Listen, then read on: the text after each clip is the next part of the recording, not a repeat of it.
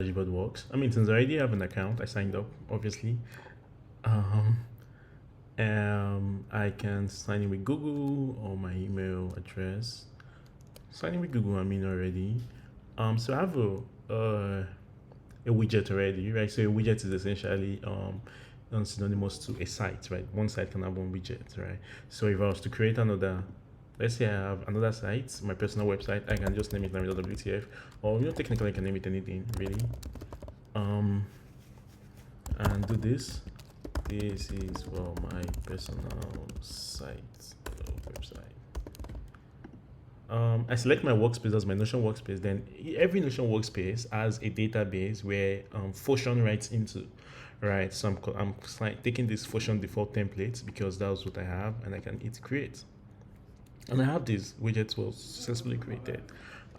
Then there's this, so feedback to Notion. There's this concept of mapping in Fotion, right? Because we do not want to control where the data goes. It's Notion; it can go anywhere really. So we want to make it really, really flexible, so you can edit that mapping, right? If you see this is the database. If you see it says feedback type, content, screenshot, user, and created that, and they have different types. So this is an email. If I check the property, it says type email. If I check the property of this one, it says text. If I check the property of this one, it says files and media. So if I open the Fusion website again and just try to load up the widgets, right? this is a this is an image. When you take a screenshot, it's an image, right? So we want to map this screenshot to an image field, any image field on your Notion database, right? So when you click on edit mappings, it brings out anything and you can select, right? So this is just example. You can name your fields anything. You just need to map it to the right place. So I'm going to map this to screenshot because I want to screenshot. Then the feedback type, I want to map it to feedback type. Then screenshot, I want to map it to screenshot, obviously. Feedback content, I want to map it to contents. And email, I want to add it to the user field, right? It could be anything really, it's just a way for you to map it. Then you update your mappings and and when you come back, here, the mappings show that okay, this is what you've updated.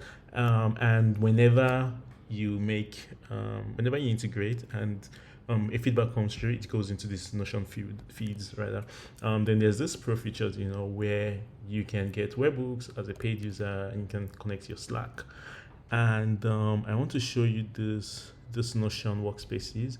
I can connect this. I can always refresh. So say you change the name of these, or you add a new property to your database, you can always come back here. That you want to map another field to, you can always come back here and it's refresh, right? So it refresh the properties in the background and allow you use that again.